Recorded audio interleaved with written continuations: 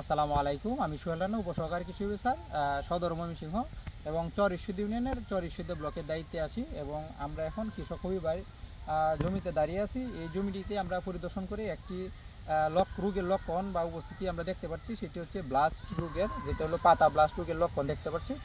আজ আমরা এই পাতা ব্লাস্ট রোগের কারণে কি হতে পারে এবং এই রোগ সঠিকভাবে দমন না করতে পারলে কী হতে পারে এবং কীভাবে সঠিকভাবে দমন করা যায়, সেটি আমরা আজকে বিস্তারিত বর্ণনা করব। পাতা ব্লাস্ট রোগটি মূলত ধানের যে কুশি অবস্থায় বা সর্বোচ্চ কুশি অবস্থায় সবসময় আক্রমণ করতে পারে। পাতা ব্লাস্ট রোগটি আপনারা সহজে চিনবেন কীভাবে? প্রথমে ধানের যে পাতা আছে সেই পাতায় কালো কালো বিন্দু বিন্দু দাগ পড়বে। দাগগুলো আস্তে আস্তে দুই দিকে প্রসারিত হবে এবং মাঝখানে ধূসর কিছুটা দেখতে চোখের আকৃতির মনে হবে এবং তীব্র আক্রমণে এই যে ধান গাছে যে পাতা আছে সমস্ত পাতায় কিন্তু ঝলসে যেতে পারে। এবং এই রোগটি কয়েক স্তরে পরবর্তী যখন শীষ বের হয়, শীষ বের হওয়ার পরে কিন্তু এটি নেক ব্লাস্ট বা শীষ ব্লাস্টেও এই জীবাণুটি আক্রমণ করতে পারে এবং শীষের গুঁড়ায় কালো দাগের মতো করে খাদ্য চলাচল বন্ধ এবং শীষটি সাদা হয়ে যায়। এই রোগটি যদি আমাদের কৃষক ভাইরা সঠিকভাবে দমন না করতে পারে তাহলে কিন্তু ফলনে ব্যাপক একটা ঘাটতি হতে পারে। এই রোগটি দমনের জন্য প্রথম অবস্থায় আপনারা প্রিভেন্টিভ কিছু কাজ করবেন, যেমন রোগ প্রতিরোধ ক্ষমতা বৃদ্ধির জন্য গাছে ডিপিএন দ্রবণ যদি স্প্রে করে দেন তাহলে কিন্তু এই রোগ প্রতিরোধ ক্ষমতাটা ধান গাছের বৃদ্ধি পাবে।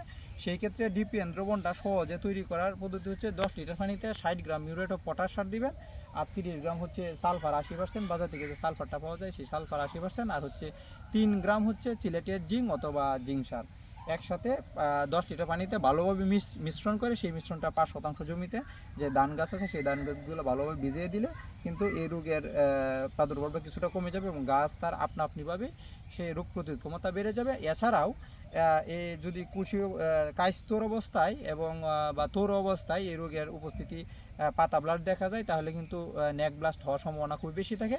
সেই জন্য আমাদের যে কাজটি করতে হবে, বাজারে যে প্রচলিত যে ছত্রাকনাশকগুলো রয়েছে যেমন সেলটিমা, ট্রুপার, নাটিবু, এমিস্টার টপ, ব্লাস্টিন, স্ট্রমিন, এই জাতীয় যে ছত্রাকনাশকগুলো রয়েছে সেগুলো অনুমোদিত মাত্রায় স্প্রে করতে হবে। আরেকটি বিষয় হলো ব্লাস্ট রোগ সঠিকভাবে দমন করতে গেলে কিন্তু একবার স্প্রে করলে হবে না, একবার স্প্রে করার পরবর্তীতে 7 থেকে 10 দিন পর দ্বিতীয়বার কিন্তু পুনরায় স্প্রে করতে হবে। যদি এইভাবে ব্লাস্ট রোগের জন্য কৃষক ভাইরা স্প্রে করতে পারেন তাহলে কিন্তু আমাদের এই ব্লাস্ট রোগ যেটা আছে সেটা সঠিকভাবে দমন করা যাবে এবং আপনাদের যে জমির যে ফসল আছে সেই ফসলটা রক্ষা পাবে। আর একটা হচ্ছে সতর্কতা, যেটা হচ্ছে যে জমিগুলোতে সুস্থ আছে এবং যে জমিগুলোতে এখনও ব্লাস্ট রোগ আক্রমণ করে নাই, যদি আবহাওয়ায় এমন মনে হয় তোর অবস্থায় বা কায়স্তর অবস্থায় যে দিনে গরম রাতে ঠান্ডা সকালে দীর্ঘ শিশির, এই অবস্থায় থাকলে কিন্তু এই ধানের যে ব্লাস্ট রোগ আছে সেই ব্লাস্ট রোগের আক্রমণ হওয়ার সম্ভাবনা খুবই বেশি থাকে। এই অবস্থায় দেখা মাত্রই আপনারা যদি ডিপিএন দ্রবণটা স্প্রে করে দেন তাহলে কিন্তু আপনাদের এই